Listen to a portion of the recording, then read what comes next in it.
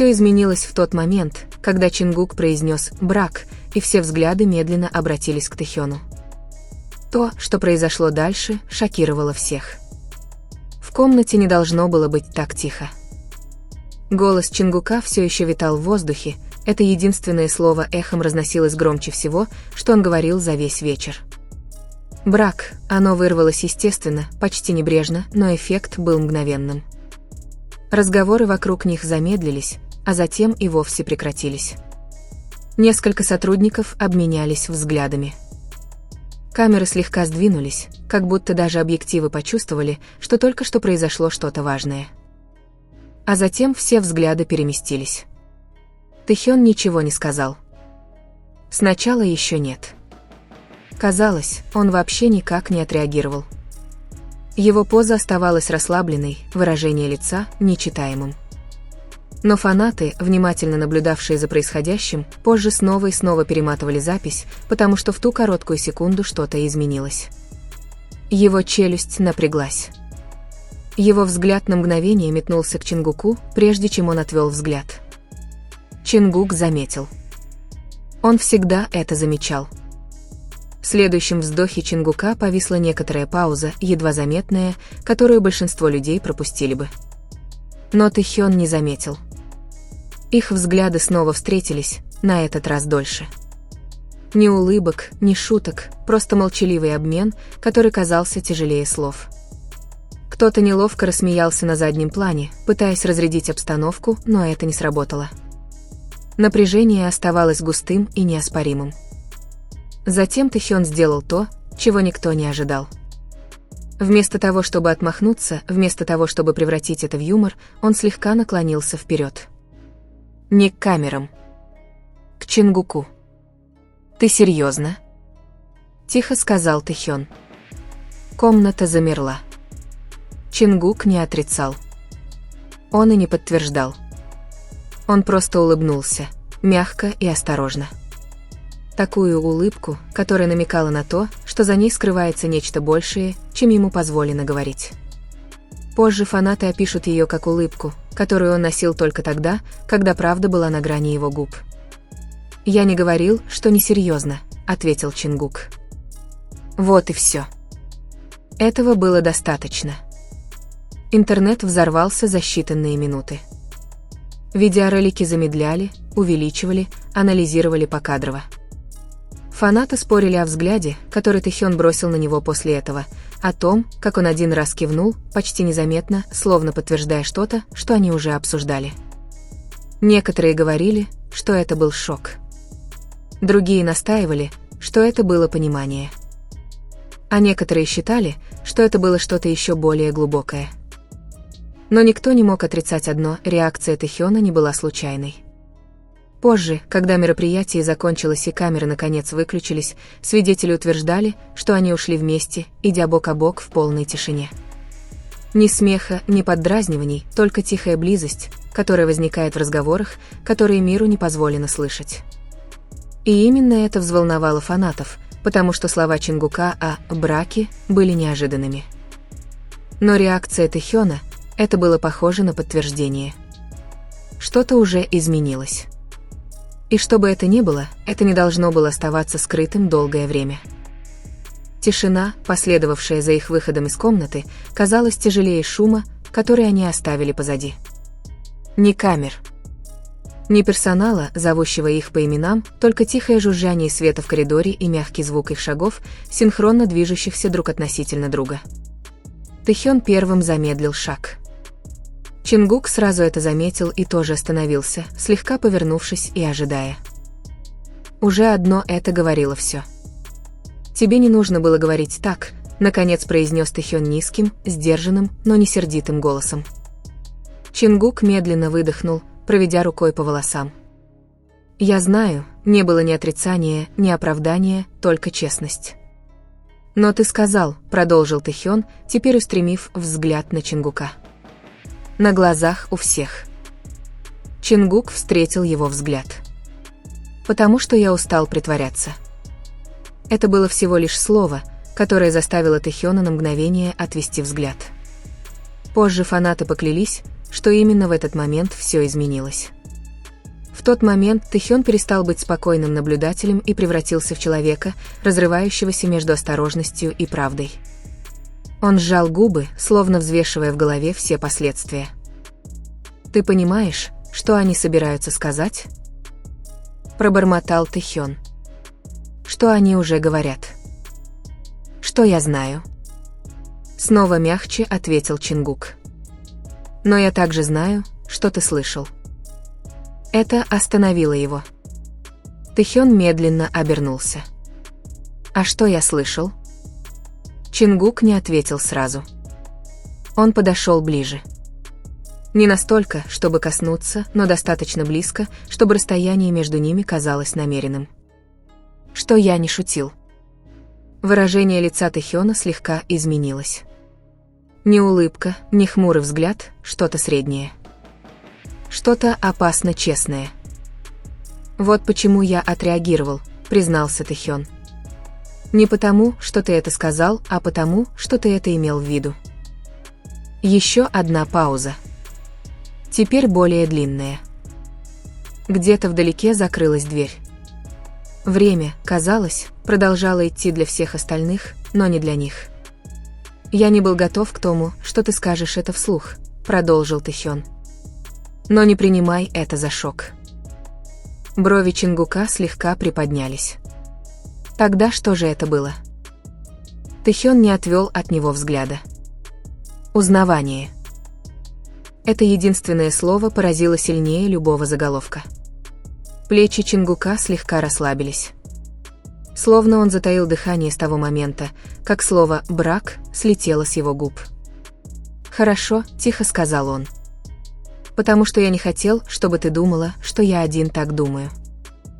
Тэхён медленно и размеренно выдохнул. «Не один». И вот оно. Не признание, не обещание, а нечто столь же сильное. Позже тем вечером фанаты заметили нечто странное на фотографиях с мероприятия. Чингук и Тэхён стояли не так далеко друг от друга, как обычно. Они не шутили перед камерами. Они стояли близко, почти касаясь плечами, спокойными, уравновешенными выражениями лиц, словно решение уже было принято. Никаких объяснений не последовало. Никаких заявлений, никаких уточнений, но Тэхён опубликовал одну вещь несколько часов спустя. Без подписи, без смайликов, просто фотография двух теней рядом, тянущихся вперед под одним источником света. И интернет знал, что чтобы Чингук не начал, когда сказал «брак», Тэхён закончил молчанием, потому что некоторые истины не нужно повторять. Их просто нужно увидеть. К утру тишина сменилась шумом. Фотография, которую опубликовал Тэхён, распространилась быстрее, чем кто-либо ожидал. Фан-аккаунты анализировали каждый пиксель, каждую тень, каждый возможный смысл, скрытый в угле освещения. Две фигуры, один путь, никакого расстояния между ними. Это не было случайностью, настаивали фанаты. Тэхён никогда не публиковал ничего без умысла, и Чингук это знал. Он увидел пост незадолго до рассвета. Телефон мягко светился в темноте. Он не отреагировал сразу. Ни лайка, ни комментария, просто долгий взгляд на экран, палец завис, прежде чем он наконец заблокировал его и положил телефон. Сегодня они должны были сохранять молчание. Расписание вернулось в обычное русло. Интервью, репетиции, улыбки, тщательно расставленные там, где их ожидали. Для внешнего мира ничего не изменилось. Но любой, кто внимательно наблюдал, мог это почувствовать. Атмосфера между ними теперь была другой, менее настороженной, более размеренной. Во время репетиции Чингук пропустил реплику, ничего заметного, но Тэхён мгновенно это заметил. Он повернулся, поднял бровь, и Чингук тихонько рассмеялся, покачав головой. Этот небольшой обмен репликами, это невысказанное понимание, повергло фанатов в шок, когда всплыл закулисный ролик. Вы это видели? Смотрите, они даже не пытались это скрыть. Что-то произошло. Вы это чувствуете? Они не ошиблись. Позже, во время короткого перерыва, Тэхён сел рядом с Чингуком, а не через всю комнату, как обычно. Никаких объявлений. Никаких объяснений. Он просто сел достаточно близко, чтобы их колени соприкасались, когда они двигались. «Ты сегодня тихий», — сказал Тэхён. Чингук взглянул на него. «Ты выложил фото». Тэхён тихонько промычал, не отрицая этого. «Я хотел это фото», — продолжил Чингук. «Ты знал, к чему это приведет». Тэхён наконец посмотрел на него, его взгляд был спокойным, но твердым. «Да». Чингук вгляделся в его лицо. «И тебя это устраивает?» Тэхён не ответил сразу. Он смотрел вперед, на пустую сцену, где свет еще только разгорался. «Меня устраивает, что я больше не притворяюсь», — сказал он. «Это не значит, что нужно рассказывать все. Это просто значит, что я больше не буду скрывать правду от самого себя». Чингук медленно кивнул. «Это все, о чем я просил». Между ними снова повисла пауза, но на этот раз она была спокойной, не тяжелой. Когда позже в тот же день вышло в эфир следующее интервью, никто не ожидал того, что произошло. Вопрос был безобидным, безопасным. Что-то о будущих целях. Чингук ответил первым. «Мне нужна стабильность», — сказал он. «Что-то настоящее, что-то долговечное». Ведущий улыбнулся, готовый перейти к следующему вопросу, но Тэхён заговорил. «И смелость», — добавил он. «Чтобы стоять на своем, даже когда это неудобно». Камеры запечатлели это. То, как Чингук мгновенно повернул голову. Тэхён не отводил взгляда. Фанаты затаили дыхание. Никто не называл имен. Никто не давал никаких ярлыков. Но послание было настолько ясным, что никакая редактура не могла его стереть. В тот вечер Чингук наконец отреагировал на пост Тэхёна. Не словами, а просто одним черным сердечком. Просто, тихо, неоспоримо. И в тот момент фанаты поняли нечто важное. Это больше не слух. Это не оговорка. Чингук не просто сказал «брак». Он открыл дверь. И Тэхён, он прошел сквозь нее, не оглядываясь. Черного сердечка было достаточно, чтобы все вспыхнуло. В течение нескольких минут ленты новостей заполонили скриншоты, теории, замедленные видеоролики и сравнения событий за несколько месяцев, нет, лет, назад. Фанаты связали воедино то, что внезапно перестало казаться выдуманным. Моменты, которые раньше считались совпадением, теперь выглядели преднамеренными, знакомыми, почти очевидными. Но внутри здания компании царила совсем другая атмосфера. В тот же вечер было созвано закрытое совещание. Ни камер, ни менеджеров, улыбающихся прессе, только напряженные лица и тщательно подобранные слова. Чингук сидел неподвижно, сложив руки, слушая без перерыва. Тэхён слегка откинулся назад, скрестив руки, взгляд был острым, но спокойным. «Вы оба понимаете, как это выглядит», — осторожно сказал кто-то.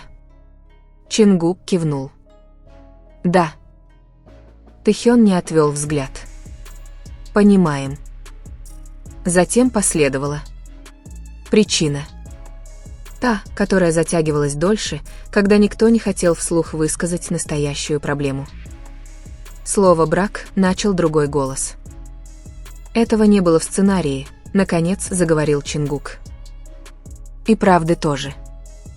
Наступила тишина. Тэхён слегка повернул голову, наблюдая за Чингуком краем глаза. В его выражении не было удивления. Скорее, решимости. «Мы ничего не будем объявлять», — ровно добавил Тэхён. «Мы ничего не подтверждаем, но и лжем не будем». Это различие изменило все. После окончания встречи они не разошлись. Они вышли вместе, плечи ровные, шаги совпадали без всяких раздумий. На улице ночной воздух был холоднее, резче. «Ты в порядке?» — тихо спросил Чингук, когда они остались одни. Тэхён улыбнулся, немного, но искренне. «Это я должен спросить тебя». Чингук выдохнул. Полусмех, полуоблегчение. «Я никогда ни в чем не был так уверен. Тэхён остановился. Чингук тоже остановился. Они стояли под уличным фонарем, тени тянулись вперед, как на фотографии. Тэхён долго смотрел на него, изучая его лицо, словно запоминая его. «Знаешь», — тихо сказал Тэхён, — «если ты сказал такое слово, то уже не сможешь взять его обратно».